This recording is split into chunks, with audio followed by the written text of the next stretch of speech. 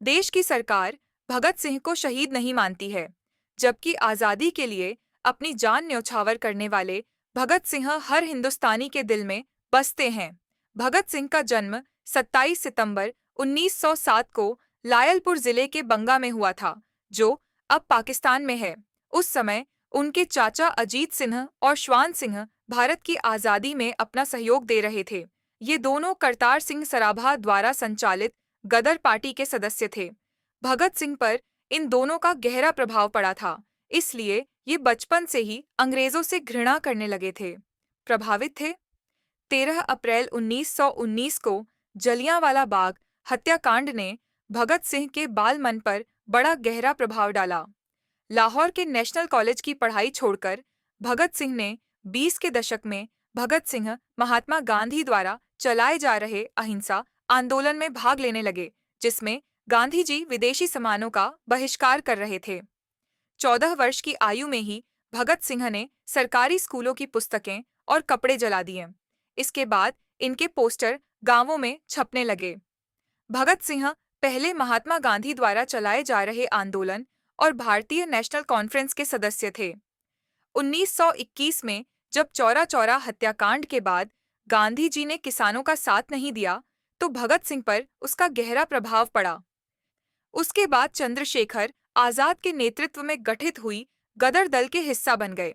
उन्होंने चंद्रशेखर आजाद के साथ मिलकर अंग्रेजों के खिलाफ आंदोलन शुरू कर दिया। 9 अगस्त 1925 को शाहजहांपुर से लखनऊ के लिए चली 8 नंबर डाउन पैसेंजर से काकोरी नामक छोटे से स्टेशन पर सरकारी खजाने को लूट लिया गया। यह घटना काकोरी कांड नाम से इतिहास में प्रसिद्ध है। इस घटना को अंजाम भगत सिंह, रामप्रसाद बिस्मिल, चंद्रशेखर आजाद और प्रमुख क्रांतिकारियों ने साथ मिलकर अंजाम दिया था। काकोरी कांड के बाद अंग्रेजों ने हिंदुस्तान रिपब्लिक एसोसिएशन के क्रांतिकारियों की धरपकड़ तेज कर दी और जगह जगह अपने एजेंट्स बहाल कर दिए। भगत सिंह और सुखदेव लाहौर पहुंच गए। वहां उनके चाचा सरदार किशन सिंह ने एक खटाल खोल दिया और कहा कि अब यहीं रही और दूध का कारोबार करो। वे भगत सिंह की शादी कराना चाहते थे और एक बार लड़की वालों को भी लेकर पहुंचे थे। नहीं, सुखदेव खुद ढेर सारा दूध पी जाते और दूसरों को भी मुफ्त पिलाते। भगत सिंह को फिल्में देखना और रसगुल्ले खाना काफी पसंद था। वे राजगुरु और यशपाल के साथ जब भी मौका मिलता था, फिल्म देखने चले जाते थे। चार्ली चैपलिन की फिल्में बहुत पसंद थीं। इस पर चंद्रशेखर आजाद बहुत गुस्सा होते थे।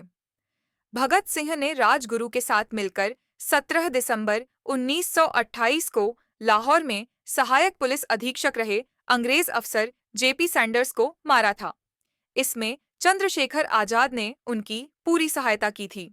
क्रांतिकारी साथी बटुकेश्वर दत्त के साथ मिलकर भगत सिंह ने अलीपुर रोड, दिल्ली स्थित ब्रिटिश भारत की तत्कालीन सेंट्रल असेंबली के सभागार में 8 अप्रैल 1929 को अंग्रेज सरकार को जगाने के लिए बम और पर्चे फेंके थे। भगत सिंह क्रांतिकारी देशभक्त ही नहीं, बल्कि एक अध्ययनशील विचारक, कलम के धनी, दार्शनिक, चिंतक, लेखक, पत्रकार और महान मनुष्य थे। उन्होंने 23 वर्ष की छोटी सी आयु में फ्रांस, आयरलैंड और रूस की क्रांति का विशद अध्ययन किया था।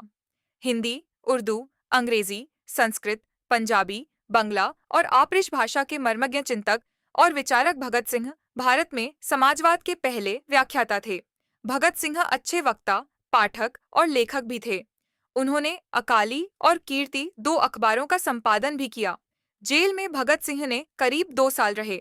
इस दौरान वे लेख लिखकर अपने क्रांतिकारी विचार व्यक्त करते रहे।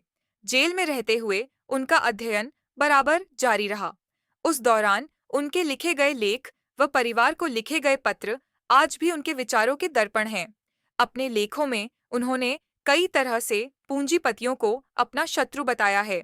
उन्होंने लिखा कि मजदूरों का शोषण करने वाला, चाहे एक भारतीय ही क्यों ना हो, वह उनका शत्रु है।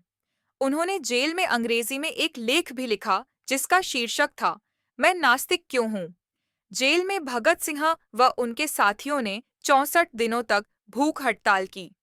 उनके एक साथी यतीन्द्रनाथ दास ने तो भूख हड़ताल में अपने प्राण ही त्याग दिए थे। 23 मार्च 1931 को भगत सिंह तथा इनके 2 साथियों सुखदेव व राजगुरु को फांसी दे दी गई। फांसी पर जाने से पहले वे बिस्मिल की जीवनी पढ़ रहे थे, जो सिंध, वर्तमान पाकिस्तान का एक सूबा, के एक प्रकाशक भजन लाल बुकसेलर ने आर्ट प्रेस, सिंध से छापी थी।